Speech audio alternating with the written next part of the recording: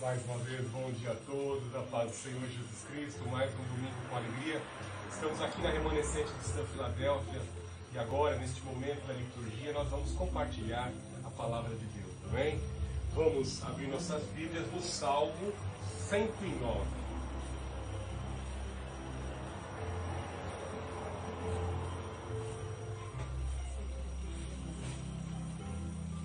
Salmo de número 109.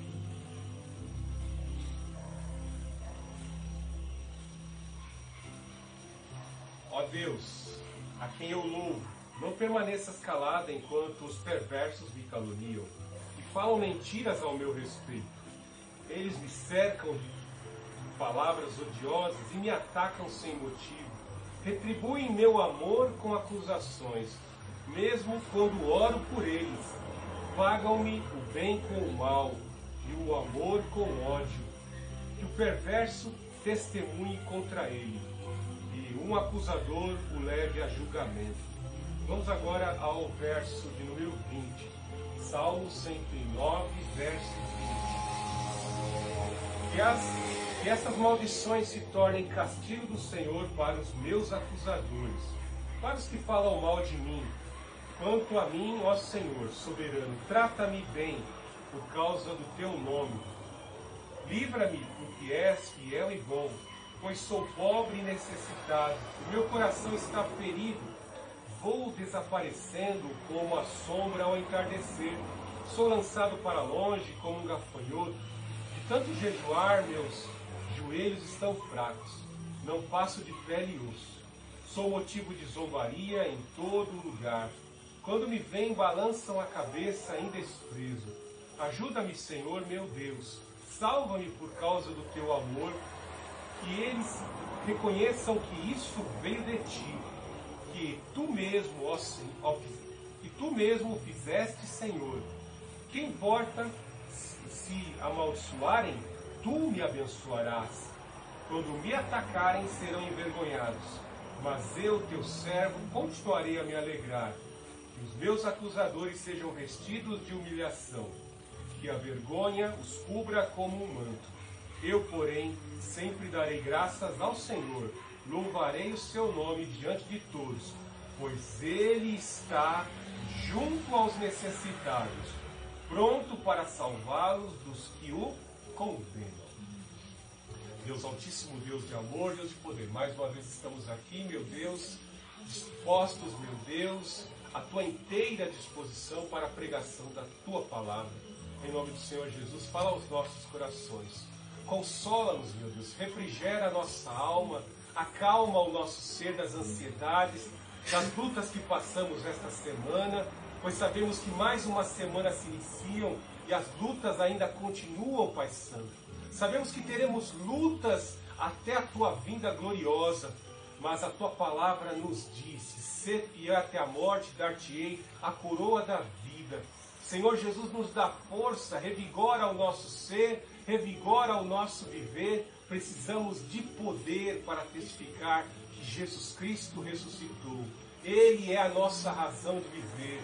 Nos dá força para testemunhar, nos dá força para glorificar o teu nome e reconhecer que faz parte da tua agenda, muitas vezes, passar por lutas e dificuldades, para que os ímpios possam ver, através da nossa benignidade, da nossa bondade, o teu amor, e reconhecer, como reconheceram os inimigos de Isaac, o teu Deus é Deus verdadeiro, o teu Deus é aquele que tem te abençoado. Que o nosso Deus, o verdadeiro Deus, o único Deus, possa prevalecer sobre aqueles que zombam de nós, colocam percalços em nossos caminhos, em nome do Senhor Jesus. Cuida do teu povo, Pai, cuida da remanescente. Nós somos humildes, meu Deus, e reconhecemos a tua soberania, o teu poder e a tua salvação. E assim glorificamos o Deus Altíssimo, o Senhor Jesus e o Santo Espírito. Amém. Talvez se nós contrastássemos o Salmo 109 com a epístola de Paulo, a carta de Paulo aos Romanos, talvez a gente ficaria um pouco inculcado, porque lá em Romanos nós vemos o apóstolo Paulo falar que nós não temos que mais apresentar sacrifícios de animais, mas sim apresentar os nossos corpos vivos, sacrificar o nosso eu, o nosso egoísmo e assim viver vida que agrada a Deus. No Antigo Testamento se sacrificava animais, no Novo Testamento se sacrifica o nosso egoísmo, porque o nosso egoísmo é ganancioso, é vaidoso, propenso ao pecado, propenso ao eu, e a obediência que mais agrada a Deus, é a obediência e o sacrifício do nosso eu que mais agrada a Deus. E no finalzinho do capítulo 12, nós vemos que ele trabalha ali os dons espirituais, as virtudes espirituais, e ele fala muito bem acerca do que trata aqui o Salmo 109, porque ele nos ensina: não te deixes vencer pelo mal, mas vence o mal com o bem. Abençoeis e não amaldiçoeis. Temos que abençoar os nossos inimigos e não amaldiçoá-los, né? Se nós fizermos uma ponte lá em 2 Pedro capítulo 3, muitos estão dizendo, porque o mundo jaz no maligno, o mundo nos oprime, o sistema nos agride nos olhos, nos ouvidos, com o sistema de entretenimento, com as músicas, as pessoas nos ofendem, zombam do Cristo que habita em nós, zombam do nosso testemunho, e esses que perseguem a igreja, até mesmo os imperadores da época, Pedro traz uma mensagem dizendo que Deus não se esqueceu do seu povo. Ele é longânimo, ou seja, o Senhor é perseverante e longânimo em se irar. Mas virá o dia em que ele virá com juízo. Então, muitas vezes, quando estamos submetidos a uma intensa perseguição no ambiente de trabalho, ou na nossa universidade, no nosso ambiente acadêmico, ou às vezes até dentro de casa, por amor a Cristo, saiba que o Senhor quer nos utilizar a nossa vida como testemunho para dar oportunidade para esses que nos perseguem, para os agentes de Satã, para que eles vejam e tenham oportunidade de ver a Jesus Cristo através do nosso testemunho. Por isso que eu disse na abertura do nosso culto que o texto da carta, a carta à igreja de Filadélfia, é completa e que inspirou o nome da remanescente cristã Filadélfia, porque nos instrui em como devemos testemunhar, mesmo sobre a intensa perseguição, mesmo sobre a perda dos nossos bens, o confisco dos nossos bens, os nossos entes queridos sendo mortos e escravizados. Nós temos, neste texto da igreja de Filadélfia, a inspiração para continuarmos perseverantes. Como eu disse, o mundo jaz no maligno, o sistema mundano está todo contaminado. As tecnologias que vão surgindo, a cultura que vai sendo introduzida, as novas estratégias para se obter atingimento de metas dentro das empresas, de controle social, de entreter as pessoas, tudo isso faz com que as pessoas, de certa forma, se sintam contaminadas e muitas vezes uniformizadas, condicionadas, porque o mundo quer de diversos ângulos, por diversas portas, por diversos portais, entrar na tua vida, condicionar a tua vida e submeter você ao sistema. Nós somos como num mundo de trevas, nós somos como os vagalumes, como luzeiros. A palavra de Deus nos ensina isso. E nós não podemos, em hipótese alguma, deixar a nossa luz apagar. Quando nós sentimos que a nossa brasa está esfriando e ficando pretinha da cor das trevas, nós precisamos de fogo para aquecê-la novamente e nós temos que continuar incandescentes. Como eu disse, todo o sistema jaz do maligno, o mundo jaz do maligno, a cultura, o entretenimento dentro das fábricas, o sistema toyotista de cobrança de meta, tudo isso rouba o teu tempo de adoração, para que você fique lá enfiado dentro da empresa, tentando atingir meta. A televisão, a cultura, os ensinamentos que tentam desvirtuar as suas concepções, e principalmente quando for inserida a palavra de Deus na tua mente, a novela vai tentar perverter isso da sua mente, roubar esses valores e trazer uma nova configuração de família. e trazer uma nova configuração de homem social. Já até a ciência está corrompida, a medicina, a engenharia genética, pois os cientistas já falam em junções híbridas de seres humanos com animais. Testes já estão sendo realizados em inserir órgãos de animais em seres humanos. Coisas diabólicas que a gente vê em alguns seriados, né? O centauro, metade homem, metade cavalo, metade chacal e metade homem. Interessante, né? Que o Deus desse século, Baphomet, andrógeno, possui dupla sexualidade, andrógeno, pata de bode, asa de morcego e cabeça de bode, né? Ou seja, a desconfiguração. Nunca se esqueça que você é a imagem e semelhança de Deus. Você é perfeito da forma que Deus imaginou. Você é um fragmento de Deus, você é a coroa da criação de Deus. A fauna e a flora estão em segundo plano. Você é a imagem e semelhança de Deus. Não permita que o diabo, por meio da sua vã filosofia e do sistema de entretenimento da cultura deste mundo, as tatuagens e tantos outros adereços, transforme você parecido com este bode andrógeno, com esses animais demoníacos, com essas figuras mitológicas. Você é a imagem e semelhança de Deus. Sente agora que nós, assim, aprendemos que estamos num mundo dominado pelo maligno, e o maligno sabe que você tem o seu. Talvez você esteja dentro de um ônibus, ou você está lá no seu ambiente de sala de aula. Ninguém vai perceber você como um agente secreto ali, enquanto você não abrir sua boca. Quando você der a sua opinião e as palavras saírem da sua boca, quando todos estiverem lá entretidos com algo licencioso, imoral, e você se afasta dali, o grupo vai começar a perceber que você é diferente, porque você não está na roda de escarnecedor, você não fala imoralidades, você não participa dali de algo que corrompe a sua alma, algo que envolve algo ilícito, financeiramente falando, você não desvia dinheiro como todos fazem ali naquela repartição, você não rouba dinheiro público, você sabe que esse dinheiro é dinheiro público e eu não posso lesar os cofres aqui dessa repartição. Então, o mundo percebe a luz de Cristo quando você não está envolvido com essas práticas imorais e licenciosas. E o diabo, percebendo isso, ele vai levantar os seus agentes, porque você não está uniformizado.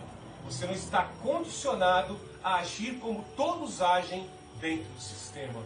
O curso deste mundo pode ser até prazeroso.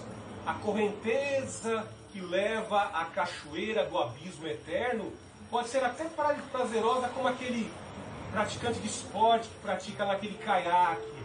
E ele é delirante, adrenalina alta, mas o final é uma cachoeira, é um abismo eterno que não tem salvação. Então, o diabo quer que você surfe na onda, que você vá prazerosamente na correnteza, sem se preocupar com o destino dessa correnteza, o destino dessa cachoeira, dessa catarata que existe mais adiante. Então, ciente que você tem um selo, tem língua de fogo sobre a sua cabeça, o diabo vai lutar contra você. E o diabo é terrível. Ele olha desde o nascimento até a velhice. Ele acompanha a vida das pessoas. Ele está aqui desde a época em que ele corrompeu Adão e Eva. E ele conhece todos os filhos de Adão e Eva, que somos nós. Uma coisa que ele sabe é perceber as emoções e as inseguranças humanas. E ele sabe, esse tem selo de fogo. Com esse eu não posso nem tocar, se Deus não der permissão. Lembra lá da história de Jó? O diabo só teve acesso à vida de Jó quando Deus lhe deu permissão para tirar os seus bens e lhe criar algo que é inerente a ele, doença, enfermidade na vida de Jó. Então a doença, o mal, o roubo, o furto, as perdas, assassinato, tudo isso provém do ladrão de almas, do ladrão que mente desde o princípio, que é o diabo. Trazer tormento aos seres humanos. E algo interessante é nós, às vezes, nos lembrarmos da palavra de Deus que nos diz que o fardo do Senhor é leve. O fardo que o Senhor nos oferece é leve. Mas, em muitos casos, nós vemos que as pessoas aceitam o Senhor Jesus e falam: Poxa, depois que aceitei Jesus está difícil. Fui abandonado lá no meu ambiente de trabalho, as pessoas não querem mais conversar comigo. Que nem uma amiga me disse essa semana, me tiraram do grupo de WhatsApp porque eu penso diferente deles, eu sou cristã, eu sou conservadora. E agora lá os esquerdistas estão tudo me perseguindo. Todas falam mal de mim e odeiam o cristianismo. Então veja aqui, quando nós testemunhamos, o ambiente fica totalmente hostil a cada um de nós. O inimigo que controla o sistema, ele vai nos odiar, ele vai nos perseguir. E é algo muito terrível, né?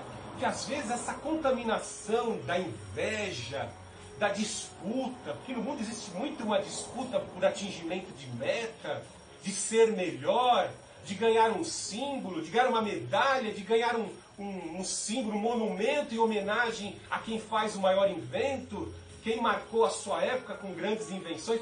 Esse sentimento de vaidade, de orgulho, às vezes entra dentro do povo de Deus, entra no arraial do povo de Deus.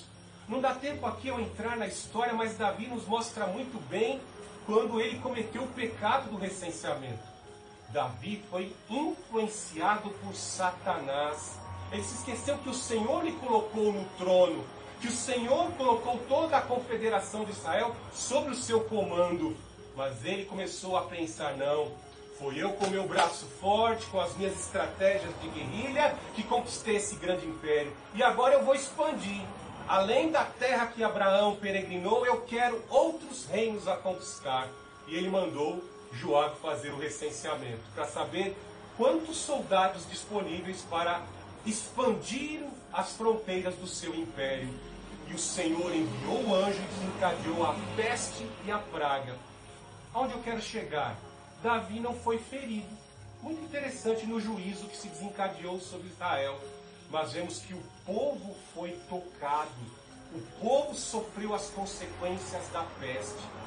Então é muito terrível que muitas vezes o povo de Deus recebe maldição, o povo de Deus fica doente, o povo de Deus sofre perda, sofre espoliamento, porque o pecado gera morte dentro da pessoa, gera destruição no próximo e em todo o arraial. Veja no Antigo Testamento, quando o povo pecava, a peste se alastrava entre todo o povo. Não deveria ser assim. Uma vez salvo, trazido para perto de Deus, todos deveriam aceitar a Deus e buscar a santificação. Mas não, as pessoas estão próximas de Deus, mas muitas vezes se permitem contaminar. Como a mulher de Jó olhar para trás e ver, eu tinha uma chácara, eu tinha um carro, agora que eu sou de Jesus, eu perdi tudo. Não estou gostando, porque as pessoas ainda não conseguiram mensurar que Jesus é o maior tesouro, que a salvação que Ele nos oferece é maior tesouro, é a maior premiação que uma pessoa possa receber nessa vida. Maior do que o carro, maior que a mansão, maior qualquer prêmio que a pessoa possa receber nessa terra. Porque todos morrerão e todos serão destituídos da glória de Deus se não aceitarem o Senhor Jesus Cristo. Então estas contaminações entram dentro do povo de Deus. E assim como o povo foi ferido pela peste no pecado de Davi, nós vemos que muitas vezes a inveja e os pecados que são do mundo, as disputas e concorrências que existem no mundo, entram em meio ao povo de Deus e trazem consequências e sequelas terríveis. Veja que Tiago corrige a igreja, quando ele era bispo em Jerusalém. Tiago, irmão do Senhor Jesus Cristo, ele chama de invejosos. Vocês cobiçam as coisas do mundo, não sabeis que o Espírito que vós habita sente ciúmes, invejosos, gananciosos.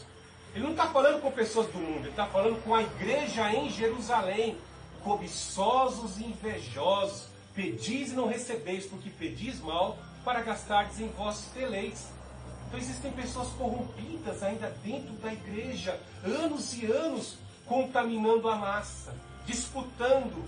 Veja o desfile de moda dentro das igrejas, né? Moças com cada salto alto, com roupas sensuais, fazendo questão de desfilar na frente dos presbíteros, diante das outras moças, que é a mais sensual, que é a mais bonita. Veja a ostentação de materialismo para tentar humilhar o irmão. Eu tenho competência para ter, você não tem condição de ter. Você vai passar 30 anos na igreja e não vai ter o que eu tenho. Uma coisa terrível. Coisas que não deveriam acontecer no meio do povo de Deus. Em especial na vida de Davi, nós vemos que Davi foi um homem que, desde pequenino, Deus o separou. Deus faz isso nas suas ações de graça. Apontar o dedo para o menino e falar: eu vou te tirar de trás das malhadas e vou te tirar e vou te colocar como rei do meu povo. Você, como um pastorzinho, hoje você não entende, você cuida de ovelha. Você está protegendo as minhas ovelhinhas aqui hoje do leão, do urso, mas no futuro eu vou pôr você para proteger a nação de Israel, as minhas ovelhas, e você vai proteger do leão e do urso espiritual. Tudo é uma fase de preparos. Algo interessante que eu gostaria de novamente a destacar na vida de Davi é quando ele encontra os seus 600 soldados fiéis, entre aspas, né? Aqueles homens filhos de Belial, imprestáveis, que viviam às margens da sociedade, criminosos, que não tinham sentido para a vida, quando se encontraram com o Davi foragido, devido à intensa perseguição, à inveja que Saul tinha, Davi promove e consegue, de certa forma, influenciar aqueles homens e concede a cada um deles, aqueles 600 homens, um sentido para a vida. Então entendemos que todos nós, do povo de Deus, nós temos um sentido da vida. O diabo vai lançar pessoas perseguindo, o diabo vai lançar pessoas invejosas, que são todos os seus agentes, agentes dissimulados dentro da igreja, no meio do arraial do povo de Deus, no seu ambiente de trabalho, crentes de outra denominação lá que perseguem você. Ele vai fazer de tudo para quê? Para impedir que Deus cumpra o propósito dele, do Deus Altíssimo na sua vida. Então ele vai usar essas pessoas. Então Davi ali chama aqueles 600 homens e começa a trabalhar como mercenário, protegendo as terras dos grandes latifundiários do seu povo, da nação de Israel. Aqueles homens adquirem agora: eu vou seguir Davi. Davi é um cara que tem meta. Estou aprendendo a ter habilidades de guerrilha com ele. Ele é um grande guerreiro. E agora eu tenho motivação para viver. Ele nos leva a estratégias de sobrevivência. Porque como criminoso vive muito. Todos os jovens da minha época, lá nos anos 80, que partiram para o lado da criminalidade, de assalto, de roubo, todos eles já estão mortos, porque partiram para o caminho errado. Criminoso não vive muito, ladrão, traficante não vive muito, morre cedo, porque vive servindo ao diabo e já está perdido. Então aqueles homens agora tinham vida, um sentido para a vida. Mas vemos que quando houve a destruição de Ziglag, o que aconteceu?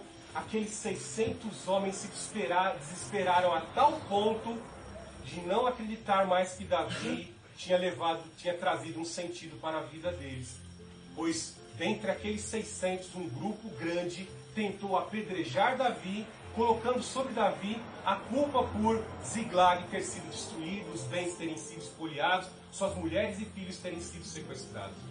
Então é terrível. Dentro do ambiente, dentro da casa de Deus, você pode ser acometido com situações semelhantes. O salmista nos mostra claramente aqui, veja que diante das perseguições, daqueles que você orou, né? Você acabou de ler aí no versículo 109, verso 4, retribuem meu amor com acusações, mesmo enquanto oro por eles. Né? Davi orou pelos seus amigos, e seus amigos de repente já não veem mais daquela forma. Você já notou algumas fotos de igreja? Né? Quando você olha você novinho lá na igreja e você vê alguns irmãos já de cabelinhos brancos, né? Passa 20 anos, você olha a mesma foto e fala: aquele irmão faleceu. Mas você vê alguns da sua idade que estavam lá junto com você e não estão mais na congregação. Por quê? Se desviaram. Olha, lembra desse pastor aqui, o pastor Renato? Entrou para uma seita, acho que entrou para a maçonaria. Meu Deus, lembra do pastor Renato? Entrou para a maçonaria. Olha só que coisa terrível, né? Era pastor, fervoroso, temente a Deus, mas o tempo, as investidas do diabo, as pedradas quando ele fez obras boas, as coisas boas que ele fez, os benefícios, foram todos esquecidos. Então não adianta nada começar bem e não terminar bem. Não adianta nada pensar que está na igreja, numa reunião social, e não investir todos os dias no reino de Deus, com o alimento da palavra de Deus para orientar, para fortalecer. Já preguei aqui em outras mensagens. Leia a palavra todo dia. Ouça a mensagem todos os dias, para que a palavra possa produzir cura dentro de você. Confessai os vossos pecados uns aos outros para que sareis. Tem arraial aí que está todo contaminado de coisa do mundo. Tem igreja que está contaminada. E Davi estava entre pessoas contaminadas. Está orando pelas pessoas, fez tanto benefício no seu reino, juntou as ovelhas desgarradas do seu reino, mas muitos ali estavam insatisfeitos. Veja se isso não se relaciona com o Brasil hoje. Veja se isso muitas vezes não relaciona dentro da sua casa. Às vezes você fez tantas coisas boas, mas a outra pessoa é dura de coração, não reconhece os benefícios que você fez. Porque as pessoas não são ensinadas muitas vezes a falar muito obrigado. Pesa, dói. A cada gesto, a cada sentimento de gratidão. Quando você chega na casa de Deus, eu não consigo aqui chegar na casa de Deus de qualquer jeito. Ô Deus, me dá aí, resolve meu problema aqui. Olha como é que o Davi começa aqui o louvor. Olha no Salmo 101, 109, 1. O Deus a quem louvo, o Deus a quem eu exalto, o Deus a quem eu adoro. Não permaneças calado, né? Olha só como é que ele começa. Ele adora a Deus e aí depois ele abre o seu coração. Ele abre dizendo, estou sendo perseguido, estou sendo maltratado. Pessoas que estavam ao meu redor são perversos. Vão à igreja, mas ainda continuam contaminadas. São pessoas que maquinam mal. Vejam, eu faço obras boas, com benefício para todos, sem distinção, como se fosse Deus fazendo. Mas eles me caluniam, me difamam, mentem ao meu respeito, tentam retirar o amor que aqueles que entendem e glorificam. Oh meu Deus, eu te glorifico, o Senhor colocou o Davi aqui no comando. Aí eles tentam corromper essa massa que está reconhecendo que é Deus que colocou o Davi no comando. E às vezes acontece isso com liderança. Deus coloca uma liderança boa na igreja, mas existem sistemas rígidos. Ah, no outro governo, no outro pastor era melhor. Ah, com fulano no comando era melhor.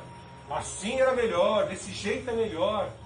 Isso vão ocorrendo que mentiras e difamações. São pedradas. Nós temos que aprender a lidar com tudo isso. Por quê? Muitas pessoas, quando ouvem uma calúnia, sofrem uma difamação, as pessoas se afastam da igreja, se afastam dos caminhos do Senhor, deixam de perseverar e abandonam. E aí eu te falo, será que o Senhor Jesus Cristo não nos ensinou isso com a sua própria vida em seu ministério? Porque o pastor será ferido e as ovelhas ficarão dispersas. Pedro, tu acabaste de dizer que eu sou o filho do Deus Altíssimo, que eu fui o enviado de Deus, o filho de Deus. Mas agora você tenta me desestimular como um agente de Satanás para não cumprir o propósito de Deus? Não note que as pessoas às vezes são levadas por ondas de emoção, por percepção do Espírito Santo, mas muitas vezes se deixam levar também por aquilo que é da antiga vida, quando eles eram agentes do diabo e continuam cedendo a ações do diabo, agindo de forma errada. Veja que eles falam, eles me cercam, no verso 3, eles me cercam com palavras odiosas e me atacam sem motivo. Retribuem o meu amor com acusações, mesmo quando oro por eles. Talvez você se sinta desestimulado, mas na graça, no texto de Romanos que nós citamos no início do texto, é a maior receita que eu te falo que eu te falo nessa mensagem. E por antecipação, sente que às vezes o tempo não vai ser possível falar, eu já te oriento. Nós não fazemos macumba gospel, mas nós aprendemos com a palavra de Deus. Orai pelos que vos perseguem, abençoeis os que vos perseguem, para que no tempo certo eles reconheçam que você é uma pessoa de Deus. Nós pregamos aqui, há 2 domingos atrás, pregamos aqui sobre Isaac, o seu testemunho, a sua ação de persistir no propósito de Deus, no chamado que Deus tinha para o pai dele, para a vida dele. Ele continuava, ele cavava poços, o Abimeleque ia lá entulhava os poços, mas ele ali perseverante conquistou a vitória. Os seus inimigos reconheceram que o Deus de Isaac é Deus poderoso. E isso ocorrerá na tua vida. Então continue abençoando esses que vos perseguem, esses que vos maltratam, esses que tentam armar ciladas no ambiente de trabalho para você. Vai abençoando, a tua luz vai brilhar e todos vão reconhecer.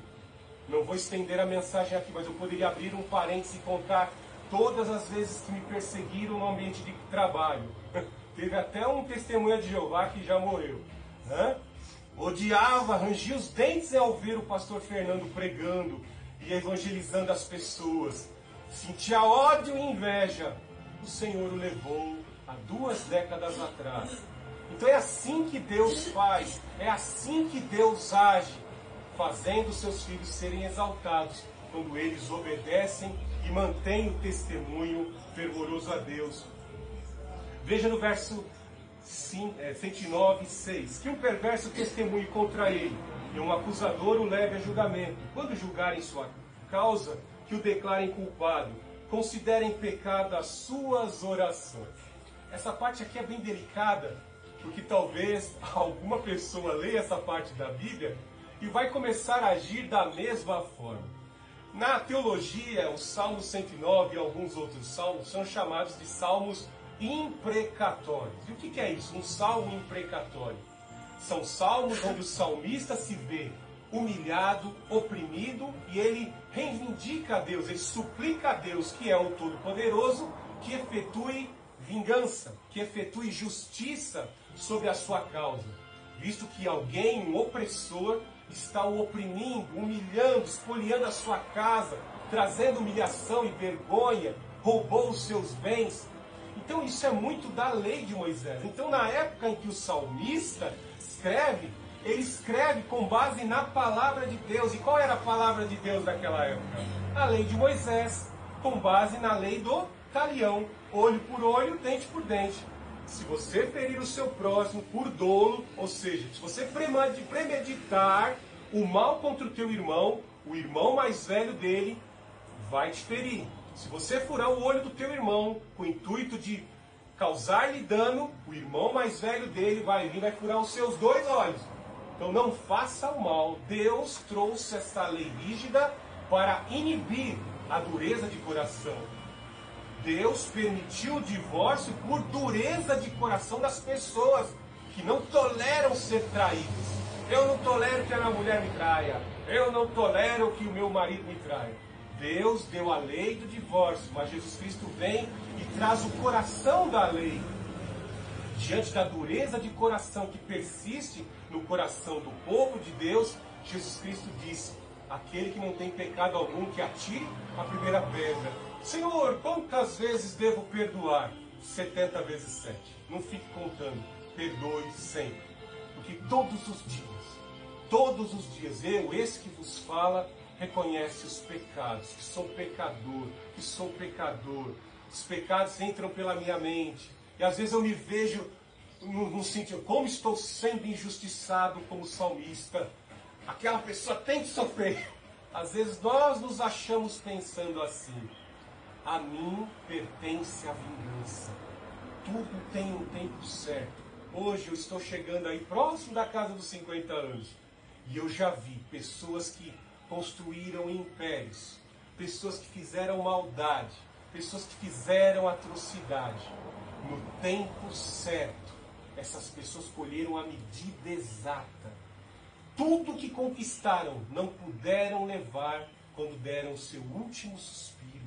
As maldades vêm. Já vi até na vida de homens de Deus as coisas que ele falavam, julgando homens que caíram em adultério. E eles mesmos caíram em adultério. Zombou de um outro pastor lá que caiu em adultério. Passado 15, 20 anos, esse cai em adultério e arruinou o ministério. e hoje virou uma vergonha. Então é muito complicado isso, quando nós não temos paciência para analisar a história, como as engrenagens se movimentam. Tudo aquilo que o homem plantar, certamente colherá. Então aqui o salmista está pedindo, né, para julgar, e ele está fazendo essa oração aqui, nesse salmo imprecatório, de que forma? Olhando na lei. Você lembra dos pecados dos filhos de Coré? Você lembra dos pecados da família de Acã? Vemos que foram mortos toda a casa de Coré. Os motinados da família de Coré que fizeram a rebelião, todos foram mortos. Marido, mulher, parentes, filhos, ou seja, toda a descendência daquele que praticou o mal, cometeu o pecado, deveriam ser exterminados. Vemos que Deus, pela ordem de Jihá, extermina todos a fio de espada. Eu já estou esperando há 450 anos, mais de 7 gerações, para que os cananeus se arrependam. Eles não se arrependam, mas muito pelo contrário. As atrocidades de seus pais são praticadas continuamente pelos filhos. O salmista Davi aqui está lembrando da lei, está lembrando do pecado de Acã, está lembrando dos pecados dos filhos de Coré, está lembrando dos juízos desferidos contra os cananeus. Aqui ele está falando o quê? Veja, no versículo 9 você vai entender mais claramente o que eu estou dizendo. No Salmo 109, 9, que os seus filhos se tornem órfãos e sua esposa viúva, que seus filhos andem sem rumo, como mendigos, e sejam expulsos de suas casas em ruínas, que os credores tomem todos os seus bens, e estranhos levem o fruto do seu trabalho, que ninguém os trate com bondade, nem tenham compaixão dos seus órfãos, que todos os seus descendentes morram, que o nome da sua família seja apagado na geração seguinte.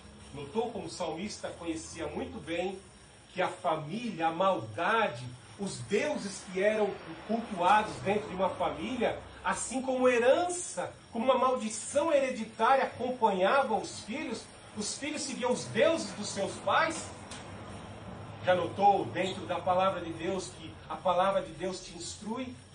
Ensina a criança no caminho que deve andar, e quando for mais velho não se desviará dele. Então aqui o salmista pede um juízo sobre a casa, porque a maldade que aqueles contemporâneos conflagravam sobre Davi seria continuada pela família. A família de muitos homens muitas vezes persiste na maldade. Dentro da casa de Benjamim, veja que os benjamitas, e talvez sejam até por esses que Davi fala aqui no Salmo 109, pessoas que odiavam a Davi, porque a casa de Benjamim perdeu o poder do reinado, e agora o reinado estava sob o comando de Judá. Então tem pessoas que muitas vezes, podem olhar para esse salmo e achar que Deus está sendo cruel e Deus mudou o discurso. Não, Davi, o salmista, está atento à palavra de Deus. Veja que as famílias dos poderosos, fala agora no macro, observe a família Barbalho como domina a corrupção no estado do Pará, a família de Renan Calheiros na corrupção no estado do Ceará, a família Sarney dominando a corrupção no estado do Maranhão, a família Magalhães dominando o poder na Bahia.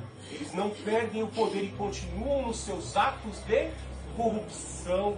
O Sérgio Moro criou um pacote anticrime, mas o Congresso, que está incriminado na lista da Odebrecht, criaram mecanismos para se proteger, porque sabem que vão ser citados, que vão ser condenados. Então o mal tenta persistir. E aí você pensa, Deus está fazendo vista grossa? Não, no tempo certo, Deus virá com juízo. Se Deus virá com juízo, veja Apocalipse capítulo 6, verso 10. Eles clamaram em alta voz, dizendo: ó soberano e santo e verdadeiro, até quando aguardarás para julgar os que habitam sobre a terra e vingar o nosso sangue? Vai chegar a hora em que o Senhor vai atender o clamor da sua igreja. Todos os cristãos que foram mortos, todos os cristãos que sofreram injustiça, passaram por martírio, passaram por tortura, por amor ao Evangelho do Senhor Jesus Cristo. Ele virá trazer a justiça para aqueles que clamam. Desde o sangue de Abel, que foi morto injustamente pela inveja de Caim, até o último que nascer e nascer em Cristo Jesus e ser salvo. O Senhor efetuará a salvação. Veja que ele fala no versículo 20 que nós lemos, dizendo no 109, 20, que essas maldições se tornem castigo do Senhor para os meus acusadores, para os que falam mal de mim. Alguns teólogos acreditam que esse salmo adquire até um teor profético, de quando o Senhor haverá de punir, assim como vai punir os inimigos de Davi, os incrédulos no dia, os ímpios no dia da vinda gloriosa do Senhor. No verso 22, pois sou pobre e necessitado, e o meu coração está ferido. Muitas vezes somos pobres, vivemos uma vida de abstinência e pensamos, Deus se esqueceu de nós. É por isso que o maior exemplo de todos, do Senhor Jesus, ele nasceu em pobreza sendo rei. Ele abriu mão de toda a ostentação do seu poder, sem deixar de ser Deus. Viveu em pobreza e andou com os pobres. E foi reconhecido pelos pobres como rei. Veja a sua entrada triunfal em Jerusalém. Né? E aí fala aqui, porque sou pobre e necessitado, e o meu coração está ferido. Imagine que naquela época o Senhor Jesus Cristo não tinha mais descanso. Ele abria a janela da casa onde ele estava hospedado, e ali já tinha, Senhor Jesus, quero ser o primeiro da fila, toque em mim e me cure. Jesus não tinha mais sossego porque as pessoas, os pobres, os aflitos e necessitados estavam ali. E ele sempre ministrava. Foi descansar na casa de Pedro, ele ministra a cura sobre a sogra de Pedro e a multidão. E a palavra diz, o Evangelho de Marcos diz que ele curou a todos. Se ele curou a todos lá, por que ele não vai atuar na sua vida? Deus é misericordioso, ele pode sim operar na sua vida, segundo o seu propósito soberano. Veja que ele fala aqui das suas condições. Primeiro ele fala que ele é pobre, necessitado. Veja no verso 23, vou desaparecendo como a sombra ao entardecer. Nós sabemos que quando o sol vai se pondo ao oeste, os raios de luz vão diminuindo e as sombras vão desvanecendo, vão desaparecendo. Muitas vezes somos nós perdendo o nosso fio de esperança. Mas este salmo e esta palavra vem e nos revigora. Quando você sentir, a minha sombra está se apagando, estou desvanecendo, estou enfraquecendo, o Senhor virá como sol de justiça. Débora reconheceu isso em Juízes capítulo 5. Porque todos que te louvam brilham como o sol ao amanhecer. Assim como temos certeza que o sol nasceu hoje e vai nascer amanhã, vem assim a certeza na palavra de Deus. Nós vamos brilhar com Ele para sempre. Ainda que até pereçamos, nós vamos brilhar como o sol, junto com o maioral, o Senhor Jesus Cristo. Sou lançado para longe como um gafanhoto. Nós sabemos muito bem o juízo terrível que foi conflagrado sobre Israel na época de Joel. Os pecados, a desobediência à lei de Moisés fez com que o diabo pudesse mandar uma praga terrível de gafanhotos que devorou toda a lavoura. E o povo reconheceu a voz de Deus, a voz do profeta Joel, rasgaram as vestes, se humilharam, e o Senhor soprou um grande vento, e os gafanhotos foram embora. E a nação de Israel até hoje colhe a profecia desta palavra de Joel, uma nação próspera, rica. Nós temos que crer nessa palavra. Veja no que ele fala no 24, de tanto jejuar meus joelhos estão fracos, não passo de pele e osso. Algumas mulheres obesas conseguiram se aproximar mais de Deus e conseguiram perder peso, porque aprenderam nessa palavra a jejuar. Dizer não para o egoísmo, amortecer a carne e descobrir a vontade de Deus por meio da prática do jejum. Nós vamos descobrindo a vontade de Deus no sofrimento, quando estamos em jejum, quando estamos ali dizendo não para o nosso eu, para as nossas vaidades, e buscamos descobrir o que Deus tem em propósito nesse sofrimento que está sobre as nossas vidas. Então é no jejum que nós vamos aprendendo a vontade de Deus. Sou motivo de zombaria em todo lugar, quando me vem balanço a cabeça em desprezo. Vê assim o mundo, quando eles estão ostentando seus carros, suas bebidas, o prazer e o que o dinheiro pode produzir, talvez eles olham para muitos crentes e falam, lá vai os bíblias, são pobres. Quem é que acha graça numa vida como essa? Eles meneiam com a cabeça, mas vai chegar uma hora que este quadro vai se reverter. Até mesmo pela parábola do rico e Lázaro nós vemos a reversão desses quadros. Um que tinha chagas e os cães lambiam as suas feridas, agora era alguém que estava num refrigério para a eternidade. E aquele que ostentava a riqueza estava atormentado em chamas, sendo comido por vermes e morrendo de sede num local onde a chama não se apaga.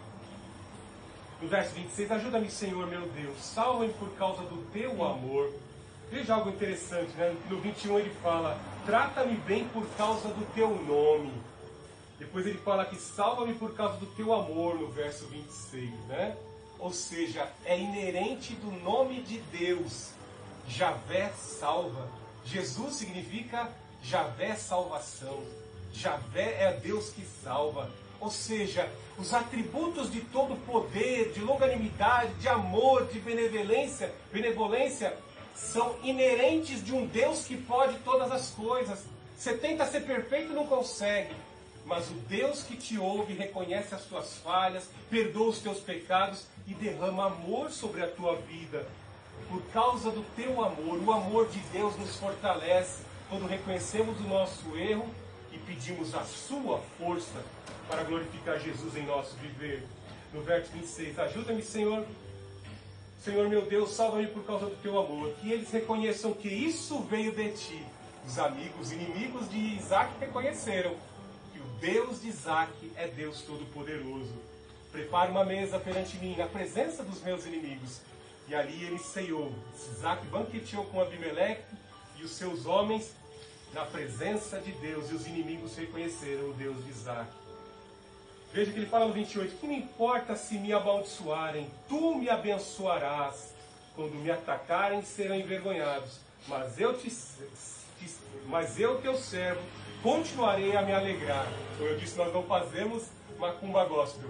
Nós abençoamos os nossos inimigos. Que todo mal que nos desejam, o Senhor retribuirá em bênção. E esta maldição, vai voltar para quem amaldiçoa. Aquele que cavar uma cova, cairá nela. Aquele que mover uma pedra, será destruído por ela. Já assistiu Bebendo Papaléguas? O lobo tenta destruir aquela ave e nunca consegue. O mal sempre retorna para o lobo e a ave sempre escapa. Fiz aqui uma ilustração do que a palavra de Deus, a sabedoria de Salomão assim nos ensinou. Quem cavar uma cova, vai cair nela. E quem mover uma pedra com o intuito de destruir a menina dos olhos de Deus, será destruída por ela. Eu cito aqui mais de 40 exemplos ao longo da história de pessoas que tentaram destruir o cristianismo. E o cristianismo está de pé aqui hoje pela boca do pastor Fernando e através do teu testemunho. Louvado seja o nome do Senhor Jesus. No verso 29, que os meus acusadores sejam vestidos de humilhação, que a vergonha os cubra como um manto. Eu, porém, darei graças ao Senhor. Louvarei o seu nome diante de todos, pois ele está junto aos necessitados, pronto para salvá-los dos que os condenam. O Senhor virá no tempo certo salvar a tua vida. Ele vai operar. O que o Espírito Santo te pede nesta manhã é continue firme. Obediência quero e não sacrifício. Os fariseus pensaram, matamos o Filho de Deus, ele não vai ser coroado como rei. Ao terceiro dia o Senhor Jesus ressuscitou. E eles foram cobertos de vergonha. Tiveram até que pagar suborno, oprimir os discípulos que estavam declarando, até morrendo, mas declarando, Jesus o Rei ressuscitou. Então essa é a justiça que Deus fará sobre as nossas vidas. Assim como Cristo ressuscitou dentre os mortos, no tempo certo.